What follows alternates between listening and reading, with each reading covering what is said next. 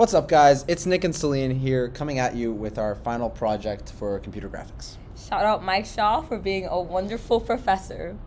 For this project, we decided to do procedural terrain generation using the DiamondSquare algorithm. Diving into our project, we have our DiamondSquare struct, which holds relevant data and defines the necessary methods for generating our terrains.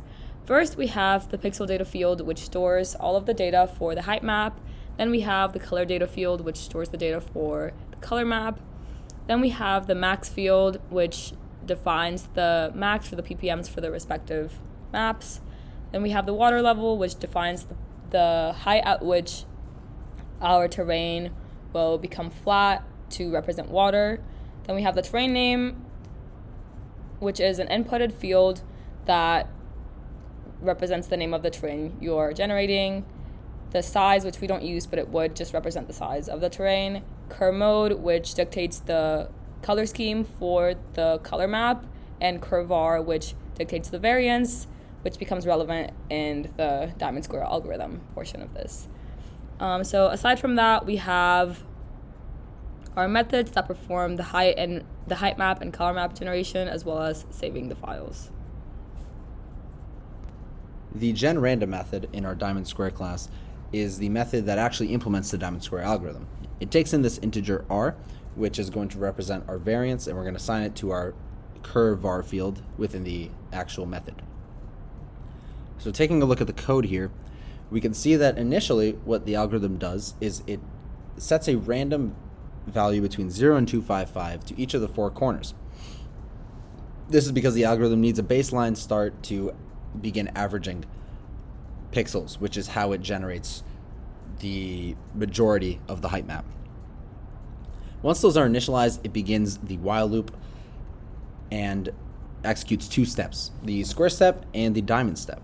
The square step is a lot simpler in terms of code, but they're both effectively the same thing.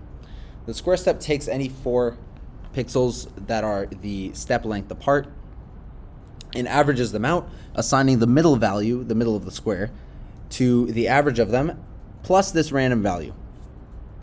There's this helper function right here, which we call frequently to return this the value between the negative random value and the positive random. So upon finishing the square step, which for the first call would just be one square, averaging the four corners and assigning a value to the middle pixel, it does the diamond step, which is the same thing like I mentioned, except it takes any 4 points in a diamond shape and assigns the middle of the diamond to the average of the points used, plus or minus this random value. There are these bounds checkers to make sure that we don't assign anything over 255 or anything below 0. After these finish, we make sure to decrement step and randval by 2.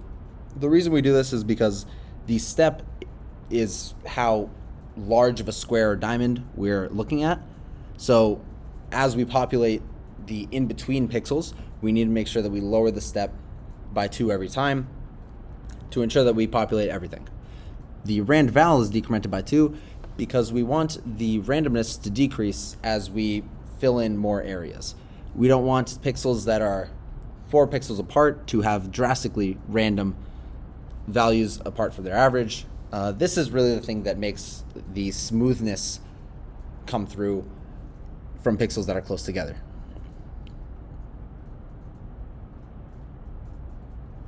Have our genColorMap method, which uses the pixel data to generate a color map based on the height value of each pixel.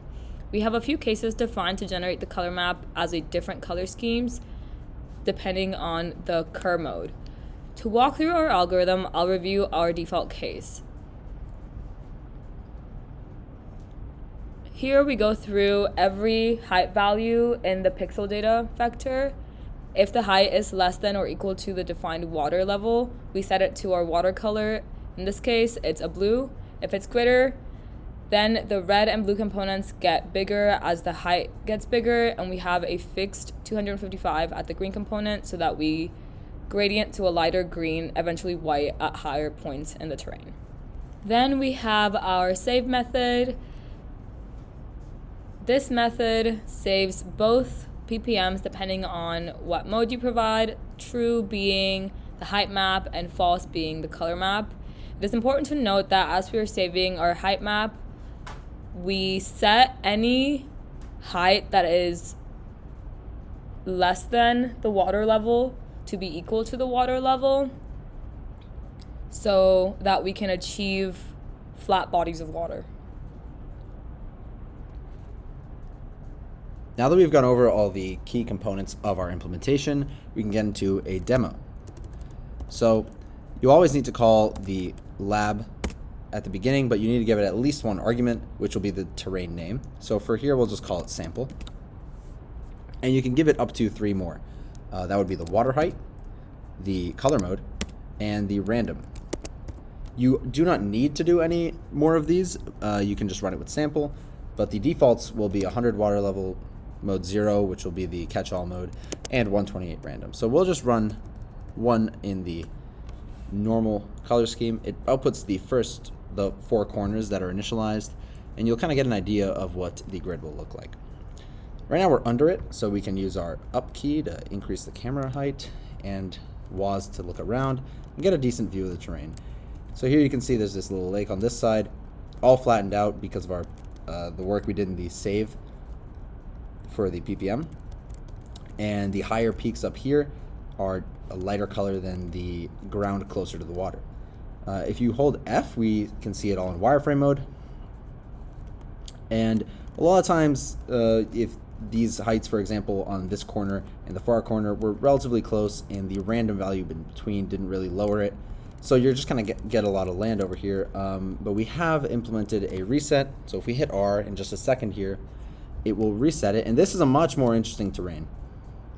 So here we have a big ocean with a few pointed islands over here, and even some more water here. So this was an overall very low map in terms of relative height, and you can see obviously how this would go on further as this mountain, it was increasing up to the edge of our world here. Let's just regenerate one more with this. With these settings, this is a much flatter one as well. Yeah, it's very smooth because of the default 128 randomness. Let's see it all again in wireframe. But playing around with the randomness and the water height can give you some pretty interesting outcomes. So let me quit out of it and show you some of these possibilities. Let's run it back. We'll still call it sample. We can give it the 100 water height, and we'll use coloring mode 1, as well as let's do a larger variance like 500. So with a larger variance, you can expect a more rough terrain. Oh yeah, this is perfect.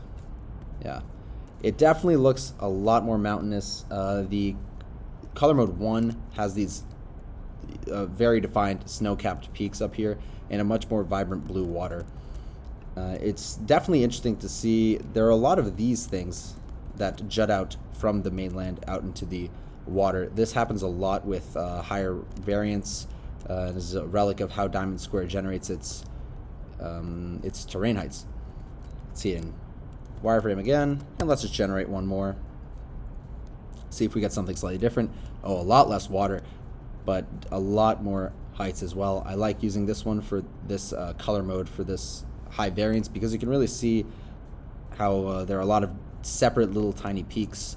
It scales up. The white shows up past 200 in the height map, so there's a lot of values that just reach 200, like down here, or a lot of them that stay above, like just here. And there's usually always going to be water at height 100, but you can imagine how if we added height to the water level to, like, say 150, how this would look a lot different. All right, you guys, that's everything we had for you today. This was Nick and Celine with our final graphics project. And we'll see you in the next one.